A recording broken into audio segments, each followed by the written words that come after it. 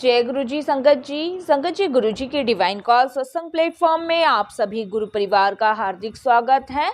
अगर कोई भी संगत अपना सत्संग हम लोगों के साथ साझा करना चाहते हैं तो वो साफ राइटिंग में अपना सत्संग लिखकर हमारी जीमेल आईडी पर सेंड कर सकते हैं। आपके द्वारा सुनाए गए सत्संग से जो गुरुजी की नई जुड़ने वाली संगत है उन्हें गुरुजी के कल्याण महिमा अनुभव के बारे में ज़्यादा से ज़्यादा पता चलेगा। गुरुजी के चरणों में मेरा कोटि कोटि प्रणाम। जय गुरुजी।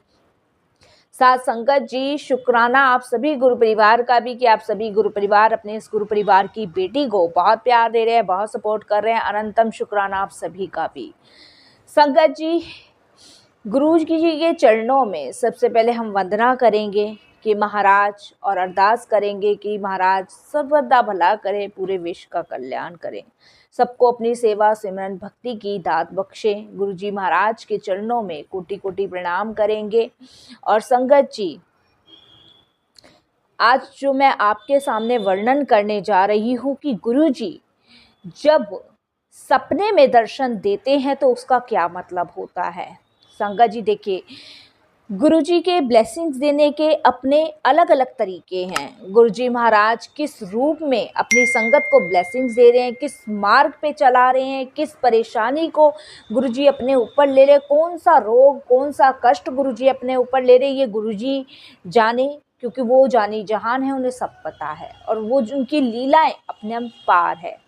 क्योंकि संगत जी जैसे भोले बाबा ने लीलाएं रचाई उसी प्रकार गुरुजी की भी अपनी ही लीलाएं हैं अपनी संगतों के प्रति, क्योंकि उनकी संगत ही उनका परिवार है। संगत जी गुरुजी टेलीपैथी के ज़रिए भी हम लोगों से बात करते हैं, लेकिन टेलीपैथी से गुरुजी हमारे जब बात करते हैं संगत जी जब हम पूर्ण रूप से समर्पण कर चुके हुए होते हैं।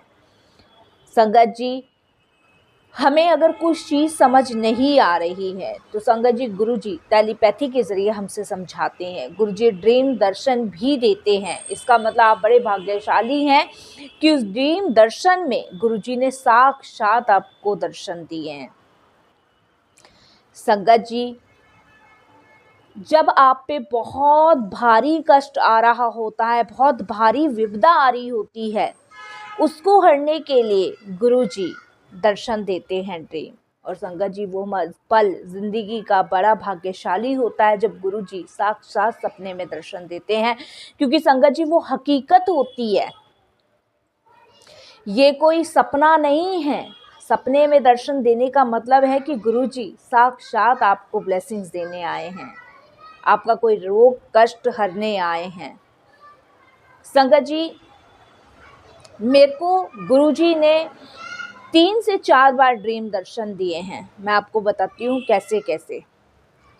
पहला दर्शन जब मैं कभी बड़े मंदिर नहीं गई थी, जब मेरी जर्नी गुरुजी से शुरू हुई थी, उस दौरान मैं कभी बड़े मंदिर नहीं गई थी और मैं गुरुजी से हमेशा यही कहती थी, गुरुजी मुझे आप कब बड़े मंदिर बुलाओगे, कब मैं बड़े मंदिर जाऊंगी, कब मैं आपके दर्शन कर पाऊंगी। उस समय संगत जी मेरे पास रूप भी नहीं था और मैंने किसी से मांगा भी नहीं था, क्योंकि मुझे पूर्ण विश्वास था गुरुजी पे कि उनको आना होगा तो वो खुद आएंगे अपने घर में। और वाकई में संगत जी ऐसा ही हुआ, गुरुजी खुद ही चल के आए।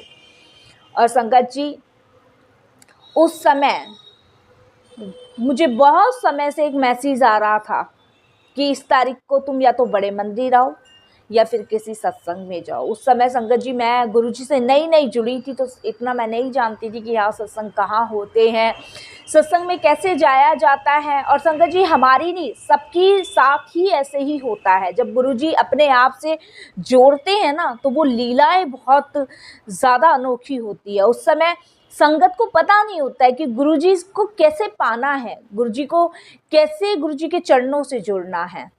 और संगत जी हम अपनी बुद्धि को लगाने लग जाते हैं हर तरीके से कि गुरुजी का स्वरूप यहाँ से खरीद ले, अरे भाई आप दे दो। नहीं संगत जी, दिमाग नहीं चलाना है। दिमाग इसलिए नहीं चलाना है संगत जी क्योंकि हम गुरुजी के हमेशा कहते थे कि जूतियों के नाल अपना दिमाग भी बाहर छोड़ के आओ, क्योंकि मेरे सामने इसका कोई भी काम नहीं है। और वाकई में संगत जी हम इंसान हैं तो ज़रूरत से ज़्यादा दिमाग लगा लेते हैं। तो संगत जी गुरुजी मुझे बार बार यही मैसेज दिए जा रहे थे। अब संगत जी मुझे समझ नहीं आ रहा था कि मैं बड़े मंदिर जाऊं तो जाऊं कैसे, क्योंकि मैं देखा नहीं मैंने बड़ा मंदिर।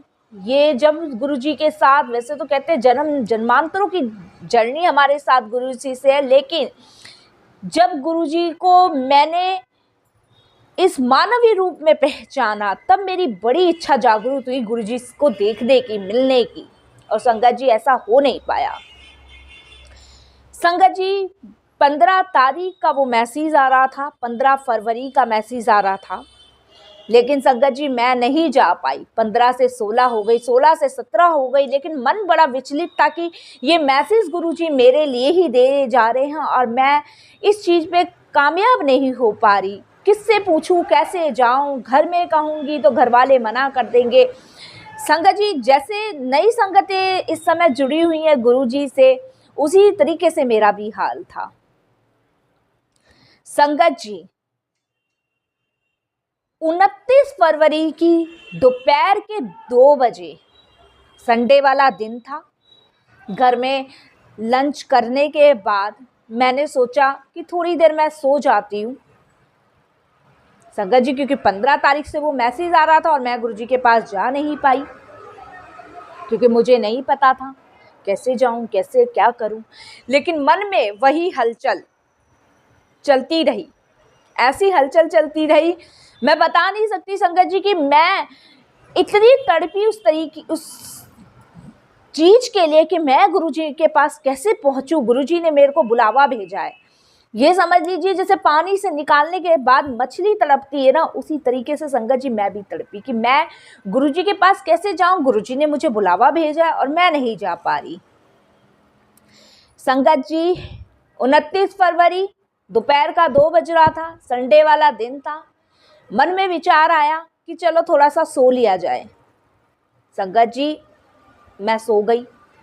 सोने के बाद संगत जी मैं क्या देखती हूँ, देखिए मैं इतनी गहरी नींद में सोई, जबकि संगत जी दोपहर में सोने का मेरे पास समय नहीं है, क्योंकि मेरे पास एक पल की भी फुर्सत नहीं होती है कि मैं थोड़ी देर बैठ के भी सो जाऊं या कुछ कर लूं। क्योंकि जितना भी मेरा समय है, सुबह की दिनचर्या से लेकर रात की दिनचर्या तक, तब तक मैं अपना काम करती हूँ, प्रभु का चिंतन करती हूँ और सारा समय प्रभु को देती हूँ, इसलिए मेरे पास समय नहीं रहता। मैं आपको बताऊं संगत जी, सोने के बाद मैं क्या देखती हूँ कि मैं बड़े मंदिर पहुँच गई हूँ। जबकि देखिए संगत जी मैं गई नहीं, यही है गुरुजी और यही है गुरुजी का प्रेम।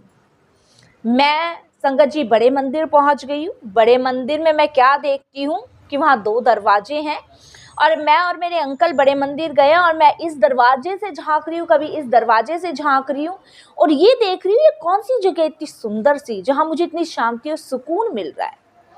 उसके बाद संगत जी एक दरवाजे से मैं अंदर जाती हूँ, जहाँ पे संगतें लंगर कर रही होती हैं। दरी बिछी हुई होती है लाल कलर की और वहाँ संगतें संगत जी लंगर कर रही होती है। ये मैं पूरे होशो हवास में मैंने ये सपना देखा है। गुरुजी का लंगर कर रही होती है, वहाँ सेवादार जो होते हैं वो लंगर परोस रहे होते हैं थालियों में।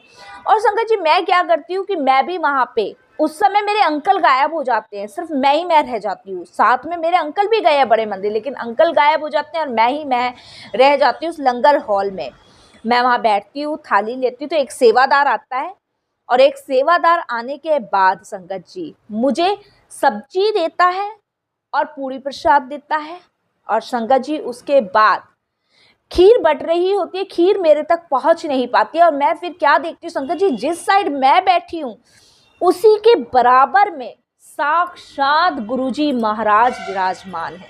अब लगा लीजिए ब्लैक कलर के चोले में मैंने साक्षात गुरुजी विराजमान देखे हैं संगत जी इन दोनों आंखों से। और संगत जी जब मैं ऐसे खाना खा के मैं ऐसे करके देखती हूँ, मैंने कहा ये तो गुरुजी हैं। और संगत जी वो क्या कहते हैं अपनी पंजाबी भाषा में, जो कि मुझे समझ नहीं आई उस समय, और वो एक पूड़ी उठा के संगत जी मेरी थाली में रखते हैं और मुझे पता नहीं क्या कहते हैं, ठेठ पंजाबी जिसे कहते हैं, ठेठ पंजाबी में गुरुजी कहते हैं, मुझे समझ नहीं आती यार संगत जी। मैं वो लंगर खाने के बाद मेरी आँख खुल जाती है। इस तरीके से गुरुजी महाराज ड्रीम दर्शन देते हैं अपनी संगत को। लेकिन वो तड़प, वो बेचैनी होनी चाहिए गुरुजी से मिलने की। और संगत जी, जिनको गुरुजी टेलीपैथी के जरिए जवाब देते हैं, तो आप ये समझ लीजिए या तो गुरुजी ने कोई सबसे बड़ा आने वाला कष्ट आपके ऊपर से अपने ऊपर लिया है, या कोई मार्गदर्शन वो आपको कराने जा रहे हैं, या फिर आने वाली अनहोनी की आगे की चीज आपको बताने जा रहे हैं, या फिर संगत जी आपको गुरुजी ब्लेसिंग्स देने जा रहे हैं। ये है गुरुजी महाराज। टेलीपैथी के जरिए संगत जी हमेशा गुरुजी बात करते हैं, लेकिन बुलाने का तरीका आपको आना चाहिए। संगत जी जब आप अपने किसी खास प्रिय दोस्त को बुलाते हैं या खास प्रिय रिश्तेदार को बुलाते हैं, तो सोचिए किस तरीके से, किस भाव से आप अपने घर में बुलाते हैं। उसी प्रकार, उसी तरीके से गुरुजी को बुलाने के तरीके, गुरुजी से टेलीपैथी के कनेक्शन बनाने के तरीके आपके अंदर होने चाहिए। गुरुजी तो मिनट में आ जाएंगे, वो तड़प, वो बेचैनी परमात्मा से मिलने की होनी चाहिए संगत जी। और देखिए गुरुजी बिल्कुल आते ही आते हैं संगत जी। चिंता नहीं करनी है, क्योंकि चिंता चिता बन सकती है। अगर हम ज़्यादा चिंतन करेंगे, ज़्यादा चिंता करेंगे, तो संगत जी वो हमारे ना तो शरीर के लिए अच्छा है, ना मानसिक रोग के लिए अच्छा है। हमें चिंतन करना है हमेशा परमात्मा का, सिर्फ परमात्मा का चिंतन करना है। नाम जपो संगत जी, नाम की महिमा इतनी है कि ना जाने कितने रोग, कष्ट, पाप आपके सब नष्ट कर देगी। और संगत जी नाम की महिमा इतनी है कि आपका परलोक, ये लोग, ना जाने कितने लोग आपके सुधर जाएंगे संगत जी। इसीलिए कहते हैं नाम जपो, नित नेम जाट पात करो, अमृत वेला संभालो।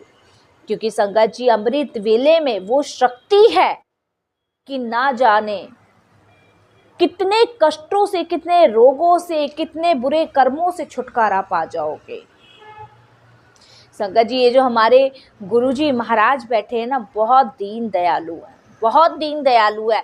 हमें चिंता करने की ज़रूरत नहीं है संगत जी।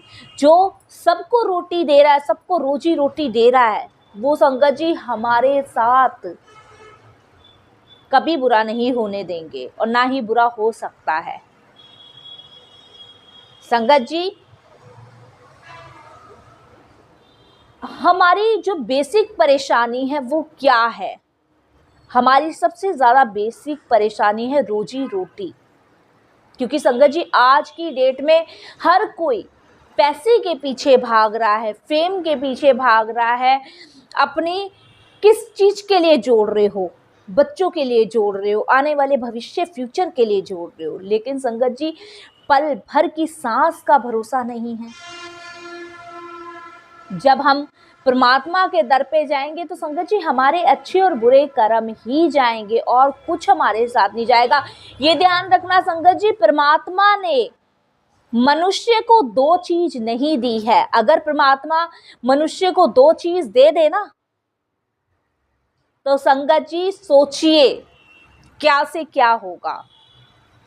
पहली चीज, परमात्मा ने इंसान को रोजी रोटी नहीं दी है।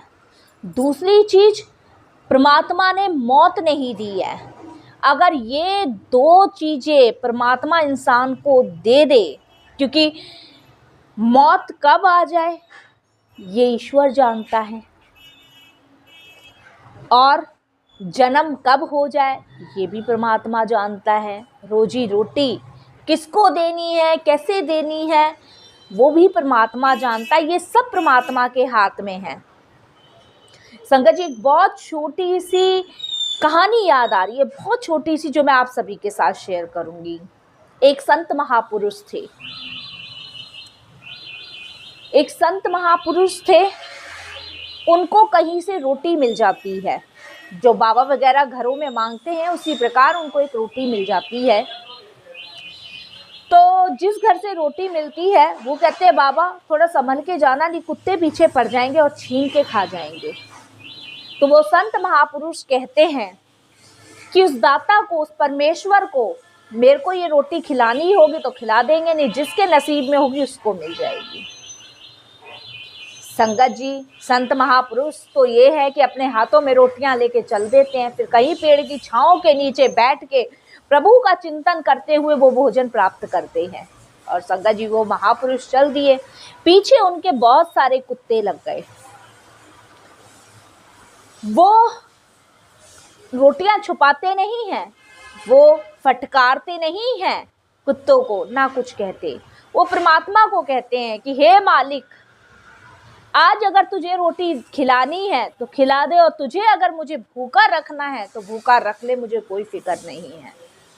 जैसी तेरी रजा और वैसी ही मैं राजी रहूंगा। संगत जी, इतने में एक आदमी आता है डंडा लेके और वो कुत्तों को भगाता है और उस महापुरुष को कहता है कि आप आइए और मेरे घर में बैठ के भोजन कीजिए। तो सोचिए संगत जी, जो परमात्मा पूरे जहान को रोटी खिलाता है वो क्या हमें रोजगार नहीं देगा, हमें भूखा सोने देगा? और संगत जी देखिए, मैंने एक सत्संग में कहा था, जब आप मानसिक रोग से बीमार होंगे तो शारीरिक रोग भी आपका बीमार होगा। ध्यान रखिएगा आप मेरी बात।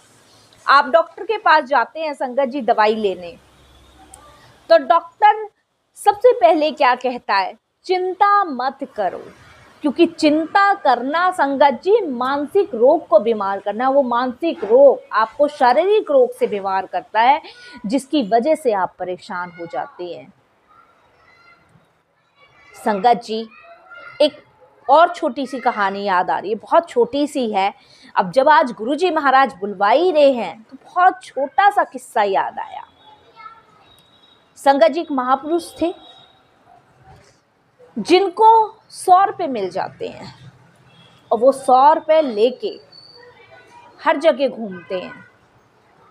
रात हो जाती है, दिन भर प्रभु का चिंतन करते हैं और रात हो जाती है। अब वो कहते हैं रात भर मैं प्रभु का चिंतन करूंगा, सुबह मुझे अमृत वेला करना है, मैं इन 100 रुपये को एक उसके नीचे छुपा देता हूँ, ईंट के कपड़े में बांध के ईंट के नीचे गड्ढे में दबा दिया। संगत जी, रात को अमृत वेले में मन नहीं लगा, भगवान से लर ही नहीं जुड़ पा रही थी, बस दिमाग में यही फितूल घूम रहा था, यही चिंता घूम रही थी कि मेरे वो 100 रुपये कोई ना निकाल ले, कल अगले दिन मैं कैसे किसी गरीब को दान करूँगा, कैसे किसी को भोजन करा पाऊँगा, कहीं वो 100 रुपये ना निकाल ले। पूरी रात चिंता में ही गुजर गई, लेकिन प्रभु से लर नहीं बनी। अगले दिन महापुरुष उठे, 100 रुपये निकाले और दान करा। संगत जी, जो हमारे पास नहीं भी है ना, परमात्मा उसको भी देता है, लेकिन चिंता नहीं करनी है। हमारे बैंक अकाउंटों में बहुत पैसा है, लेकिन वो चिंता का विषय बना रहता है। जिसके पास कम है उसको चिंता लगी रहती है, और कैसे करूं, और जिसके पास बहुत ज़्यादा है उसको ये चिंता लगी रहती कि इससे डबल कैसे करूं। संगत जी देखिए, जो आपके भाग्य में लिख गया है वो तो आपको मिलेगा ही मिलेगा, उसे कोई नहीं बदल सकता है। लेकिन आप चिंता करके अपने मानसिक रोग को भी परेशान कर रहे हैं और अपने आप को भी परेशान कर रहे हैं। संगत जी, 84 लाख योनियां पार करके मनुष्य का जीवन मिलता है, और सबसे सर्वश्रेष्ठ मनुष्य का ही जीवन है। संगत जी, कुत्ता, बिल्ली, हाथी, चूहा, ये सब अपनी सजा भोग रहे हैं, लेकिन सजा भोगने के बाद उस मालिक ने, उनका अन्नदाता ने अन्न पानी उनका बंद किया? नहीं किया ना। उनको भी कहीं ना कहीं से भोजन दे ही रहा है परमात्मा। सड़कों पे कुत्ते घूमते रहते हैं, अपनी सजाएं भोग रहे हैं। कीड़ों में कीड़े बस रहे हैं, वो भी अपनी सजाएं भोग रहे हैं। लेकिन संगत जी, क्या प्रभु ने उनका भोजन बंद किया? यही एक चीज़ परमात्मा ने अपने हाथ में रखी है। संगत जी, दुकान पे बैठा हुआ आदमी ये सोचता है कि आज एक भी ग्राहक नहीं आया, एक भी, सिर्फ यही चिंता जब वो परमात्मा में लीन हो जाएगा, परमात्मा का चिंतन करेगा, तो उसको पता भी नहीं चलेगा उसकी कितनी सेल हो गई, कितना कस्टमर आ गया, क्या से क्या हो गया। तो संगत जी, चिंता नहीं करनी है, चिंतन करना है। जितना हम चिंता में समय वेस्ट करते हैं उतना हम चिंतन में समय लगाएंगे और मालिक से लर बनाएंगे। और संगत जी, गुरुजी से टेलीपैथी से बात करने का या गुरुजी से ड्रीम दर्शन लेने का, संगत जी ये समझ लीजिए, इससे बड़ी सौभाग्य की बात तो कहीं है ही नहीं। इसके लिए तो गुरुजी का अनंतम शुक्राना करना चाहिए। संगत जी, अगर ये समझ लीजिए, अगर गुरुजी ने आपको ड्रीम सपने में दर्शन दिया और गुरुजी ने आपको ये छुआ भी है, तो ये मान लीजिए संगत जी, ना जाने कितने जन्मों के कष्ट गुरुजी ने अपने ऊपर ले लिए हैं। क्या गुरुजी आपका कल्याण करने आए हैं। संगत जी, अमृत वेला कीजिए, शब्द सुनिए, गुरबानी सुनिए, जपजी साहिब जी का पाठ करिए और संगत जी ये समझ लीजिए, ना जाने कितने माड़े कर्मों से मुक्ति पाओगे। संगत जी, बस मैं यही कहूँगी कि परमात्मा से लड़ बनाएं, चिंता ना करें, क्योंकि संगत जी बीमारी जब तक आपको नहीं छू सकेगी जब तक आप परमात्मा के साथ हैं। जब परमात्मा का साथ आप छोड़ देंगे तब संगत जी ना जाने कितने रोग आपको घेर लेंगे। संगत जी, एक छोटा सा और किस्सा है जो मैं आप लोगों के साथ शेयर करती हूँ, बहुत छोटा सा है और ये हकीकत की ही बात है। संगत जी, एक आंटी थी उदयपुर, जो कि दिल्ली अपना इलाज करवाने आई थी। उनको ना जाने कितने रोग थे, शुगर था और कमर में दर्द, पैरों में दर्द, ना जाने कितने रोग थे, अनगिनत रोग थे। संगत जी, डॉक्टर के पास जाने के पास वो अपना इलाज करवाने लगी और डॉक्टर से कहती हैं, मैं तो बहुत परेशान हो गई हूँ इस बीमारियों से, या तो परमात्मा मुझे उठा ले या मुझे ठीक कर दे। तो जो डॉक्टर साहब थे वो गुरुजी के बहुत बड़ी संगत थी, बहुत गुरुजी को मानते थे, बहुत ज़्यादा। कहते हैं ना संगत जी, डॉक्टरों के अंदर भी परमात्मा का ही रूप होता है। डॉक्टर जो कथन कहता है, जो बात कहता है, वो परमात्मा की ही सत्ताई होती है। तो डॉक्टर साहब उन आंटी को कहते हैं कि आंटी, अगर आप मेरी एक बात माने तो मैं आपको बोलूं, आप उदयपुर से इतनी दूर से इलाज करवाने आते हो दिल्ली, तो क्यों ना मैं आपको एक स्वरूप दे रहा हूँ, आप क्यों ना स्वरूप लेके इनका सिमरन नाम जाप करें, अमृत वेला करें, शब्द वो जिस तरीके से डॉक्टर साहब समझाते हैं उसी तरीके से वो आंटी मान जाती हैं और वो संगत जी उस कड़े नियम को अपनाती हैं। 40 दिन का वो अमृत वेला करती हैं। उसके बाद, जबकि वो गुरुजी से मिली नहीं थी, उस समय गुरुजी फिजिकल फॉर्म में नहीं थे, बड़े मंदिर भी वो कभी नहीं गई, और संगत जी वो गुरुजी के चिंतन में लग जाती हैं। संगत जी, कहाँ गई वो रोग, कहाँ गई वो बीमारी, कहाँ गए वो दुख दर्द, कुछ नहीं पता चला। जब वो आंटी स्पेशल उदयपुर से डॉक्टर साहब के पास आती हैं तो डॉक्टर साहब को कहती हैं, मुझे आज तक नहीं पता कि सारी दवाइयां मेरे पास थी और मैं पूरे जहां में भटक रही थी। तो संगत जी, यही है सच्चाई। प्रभु के चित्त में चित्त हो जाइए, उससे लर बना लीजिए संगत जी, ना जाने कितने कष्ट रोग आपके दूर हो जाएंगे और साथ की साथ संगत जी कितने पाप आपके नष्ट हो जाएंगे। परमात्मा से लर बनाने का ही एक अचूक उपाय है जिससे आपके ना जाने कितने पाप नष्ट होंगे। क्योंकि संगत जी, ये बात बिल्कुल गांठ बांध लीजिए, जब देह त्यागने का अंत होगा तो ना तो कोई रिश्तेदार साथ जाएगा, ना कोई माँ बाप साथ जाएंगे, ना धन दौलत जाएगी, ना ये माया जाएगी। जाएंगे तो आपके हमारे अच्छे कर्म और बुरे कर्म। तो संगत जी हम अपने अच्छे बुरे कर्मों पे ध्यान दें और परमात्मा में लीन रहे। बस संगत जी मैं आप सत्संग यहीं विराम करूंगी। कोई भी गलती कोई भी भूल हो तो क्षमा करें। और संगत जी गुरु जी से रिलेटिव या फिर कोई भी अमृत वेले से रिलेटिव आपका सवाल हो तो मुझे कमेंट्स बॉक्स में ज़रूर लिखिए, मैं ज़रूर उस सवाल का रिप्लाई दूंगी। संगत जी कोई भी भूल चूक हो माफ़ कीजिएगा अपने गुरु परिवार की बेटी को। और गुरु जी महाराज तो हमेशा अपनी संगतों को माफ़ करते ही हैं। कोई मुझसे भूल चूक होगी तो मेरे परम पिता परमेश्वर मुझे माफ़ कर ही देंगे, लेकिन फिर भी मैं अरदास करूँगी कि गुरु जी सर्वदा भला करे, पूरे विश्व का कल्याण करे, सबको अपनी सेवा सिमरन भक्ति की दात बख्शे और अपने चरण कमलों से जोड़े रखे। जय गुरु जी संगत जी, शुक्राना मेरे गुरु जी महाराज का।